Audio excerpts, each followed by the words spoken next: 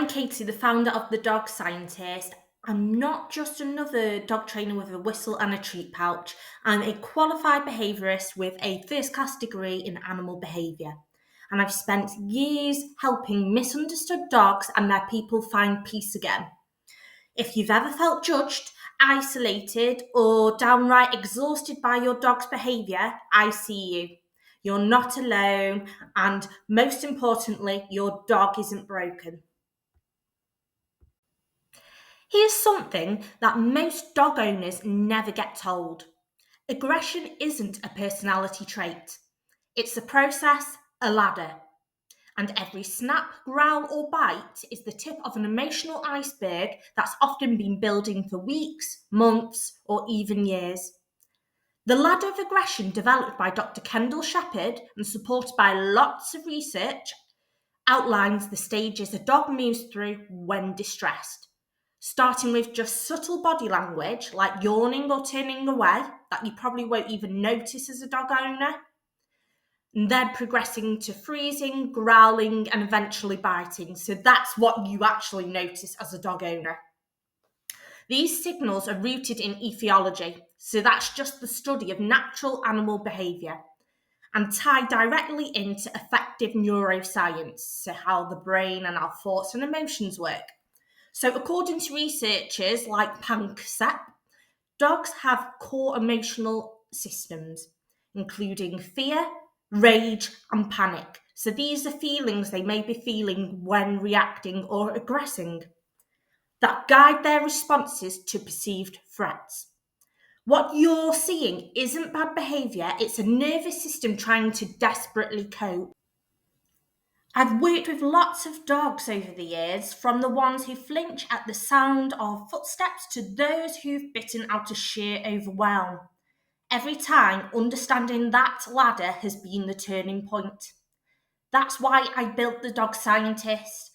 I got tired of having clients come to me with outdated advice from previous behaviourists or trainers that they've been to, telling people that their dog was dominant or aggressive by nature.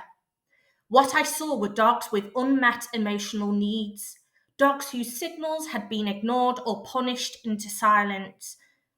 In fact, studies from the University of Bristol show that dogs trained using aversive methods show more behavioural problems and higher stress levels. The opportunity lies in compassionate, science-led behaviour change. You can change your dog's world and yours by changing how you respond. So, here's something practical that you can do today. If your dog growls, pause. Don't panic, don't punish. That growl is gold. It's your early warning system, your chance to protect your dog from pushing further up the ladder. Because here's the critical part. When a dog is punished for growling, they may stop using that warning altogether. They learn that growling doesn't work. Better skip that and go straight to the snap.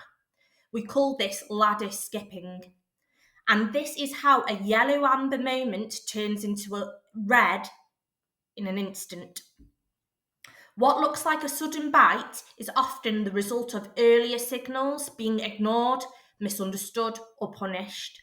Respecting those early signs is how you prevent escalation. It tells your dog you're safe to communicate. You don't need to shout to be heard. And that's when healing begins. Now, you might be thinking, but I've tried force-free training. It doesn't work for my dog. Or aren't we just rewarding bad behaviour? And I get it. It's scary when your dog lashes out. But here's what I want you to know. Aggression isn't the problem. It's a symptom. A message from a body and brain under pressure. That's why what we'll explore in the next video will go inside your dog's emotional experience, what they feel during those moments of barking, lunging, and growling. We'll look at fear, frustration, and panic, and how they drive reactive and aggressive behaviour. And most importantly, I'll show you how understanding those emotions changes everything. If this resonated, tell me. Drop a comment below or in my socials. What do you think drives your dog's reactivity the most? Fear, frustration, or something else? And don't miss the next video, the I am going to transformation, because when you start seeing behaviour through the lens of emotion, your whole relationship shifts from stress to connection.